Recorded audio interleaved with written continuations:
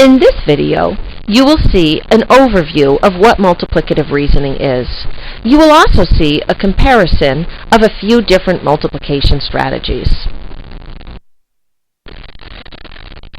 The focus of this presentation is multiplicative reasoning. Multiplicative reasoning is the big emphasis in 4th and 5th grade. 82% of the content in 4th grade relies on an understanding of multiplication. 93% of the content in 5th grade is based on an understanding of multiplication. Yet the foundation for multiplication is built in 3rd grade, so which makes 3rd grade a critical year. As just mentioned, multiplicative reasoning begins in 3rd grade and continues through 4th and 5th. Multiplicative reasoning is more than just knowing the math facts. It's about knowing when multiplication is appropriate. It's about knowing the relationship between multiplication and division. It's also about recognizing multiplication in many situations, being able to model those situations, solve multiplication equations with efficient strategies, and again, see that relationship with division.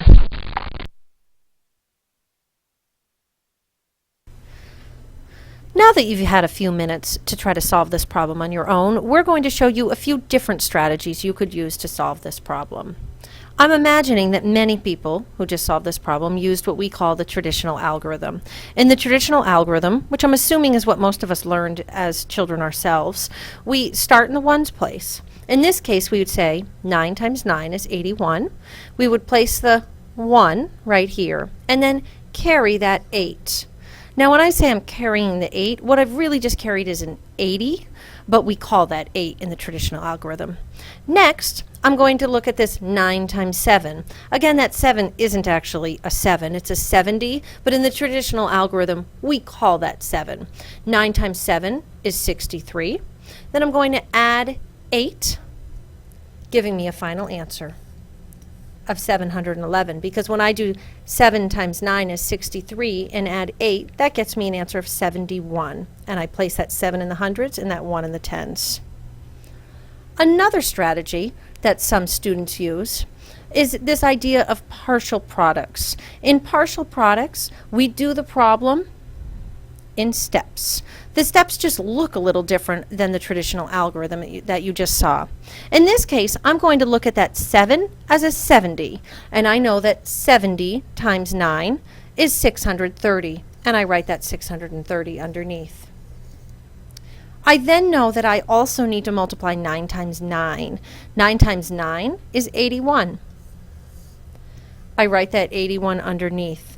In this strategy, I then have to add those two partial products together, getting me that same answer that I got in the first strategy. You'll notice that the added step is the fact that I have to add the two partial products together, unlike in the traditional algorithm where it's already added in. The last way that I'm going to show you is this idea of making it friendly. In making it friendly, I don't like that number 79, so I actually turned that 79 into 80. If I can figure out 80 times 9, I can then work backwards to figure out 79 times 9. 80 times 9, well, 8 times 9 is 72, so 80 times 9 is 720. I know that I've added in an extra group of 9 because I had 80 groups of 9 versus 79 groups of 9. So to get that final answer, all I need to do is subtract 9, and that also gets that same answer of 711. Now, you may be asking, as many parents ask us, why are we doing this new math? Many people ask this question. The reality is, this is not new math. This math has been around forever. This is math that our country is now pushing towards conceptual understanding. Many other countries have been doing this new math for years, and now our country is really focusing more on this so our children understand better. In this understanding of math, we ask kids to look at the numbers as the numbers that they truly are. So for instance, when you saw me saying 80 times 9, I wasn't saying 8 times 9. I was thinking about that 8 as an 80 that it truly is. In that conceptual understanding, we think about the numbers as what they are, not just as digits. When we look at a number as what it really is, it actually opens up many other opportunities for how we could solve problems. The traditional algorithm that we were all taught is not always the fastest strategy. In this case, my strategy where I made the numbers friendly and turned it into 80 times 9 actually could have been considered faster. I wrote it out so you could see the steps, but that's a problem I could have done in my head. The conceptual understanding is also very important because it gives students the understanding that helps them build on their mathematical understanding as the years go on. This understanding that they learn today will then help in later years. And if your child has a good conceptual understanding of math, it will allow them to move towards a career that depends on math.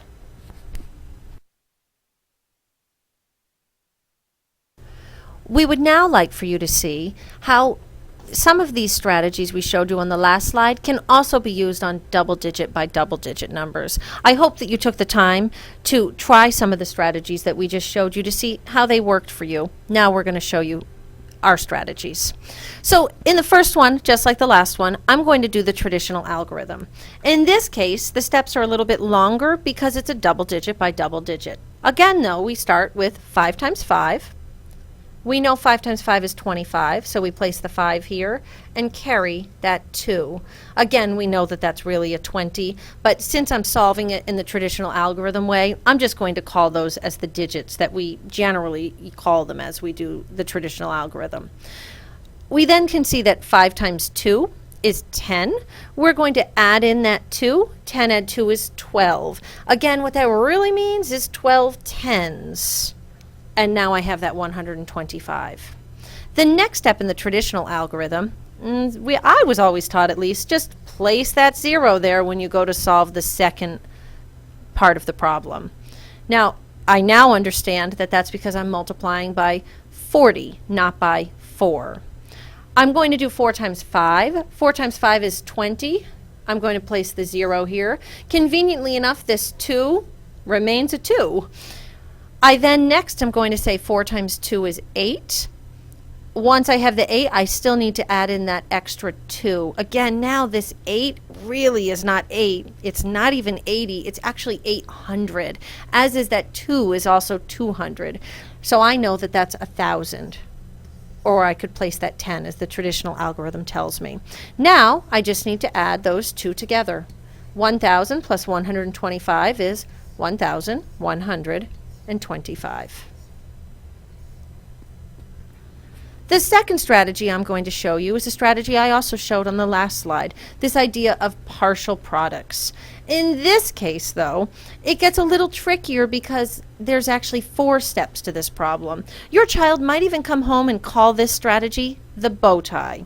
We try to avoid calling it the bow tie because once we have something larger than 2-digit by 2-digit, the bow tie is no longer something that works. But we want you to be aware if you hear your kid talking about that bow tie, this is where it's coming from.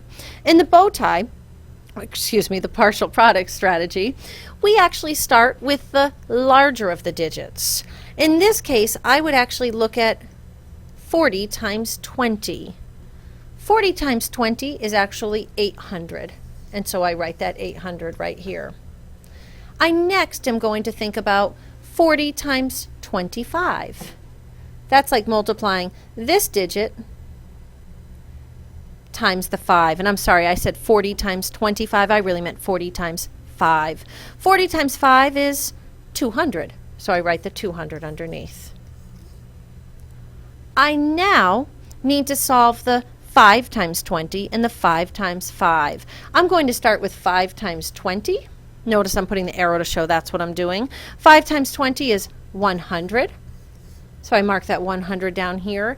And last, I have 5 times 5, which is 25. And again, I'm going to place this down here. I just like to show you where the bow tie comes from. If I had done a better job making my lines, you can almost picture that bow tie when I've multiplied each step. Now in this strategy, all I need to do is add all the numbers up. I can see the zeros plus the 5 is 5. Again, the zeros plus the 2 is going to equal 2 or 20. And then I have 800, add 200, add 100. which is 1100. The last strategy I'm going to show you is, again, that strategy we showed you last time, this idea of making it friendly. At first, you might look at this problem and think, there's nothing friendly about this. But many kids start to kind of latch on to this idea of 25 being an easy number to multiply by. 25 we can just think about as quarters. And kids love money, so they tend to remember this. 25 times 5 is like 5 quarters. We know that 5 quarters is 125, or $1.25. So I know 25 times 5 is 125. Next, I know that all I need left to do is multiply that 40 times 25. Now 40 quarters, that's a lot of quarters. But I do know that 4 quarters is $1 or 100 cents. So 40 quarters is going to be 1,000. And I write that 1,000 right here. Now all I need to do to solve is add those two and get 1,125. Again, we want to remind you that this is not new math. We want your child to have a conceptual understanding of the numbers so that when your child comes to a multiplication problem, he or she can make the choice that's the best choice depending upon the numbers. Sometimes that decision may lead them to using the traditional algorithm, but other times you'll find that they use other strategies that can be quicker.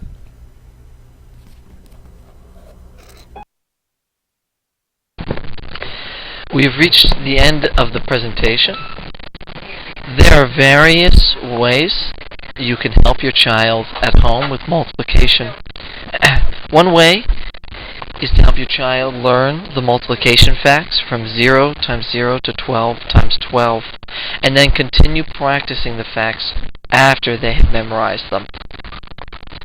You can also allow your child to use the strategies that they learned in school and encourage that your child completes all homework, providing a quiet and comfortable space to get this done. Also, resist the temptation to teach your child how you learn to do multiplication. Know that if you are going to use that to help your child complete homework, try to make connections between the way you learned multiplication and the way he or she is learning multiplication. Thank you for taking the time to watch this presentation. If you have any further questions or comments, you're welcome to call us at the Math Lab. The number at the school is 476-6541. You can ask for the Math Lab, and we'd be happy to talk to you and sit down and answer any of your questions you might have. If you have further questions, you can come to one of our parent nights and ask the questions then, when we'll be going through the same presentation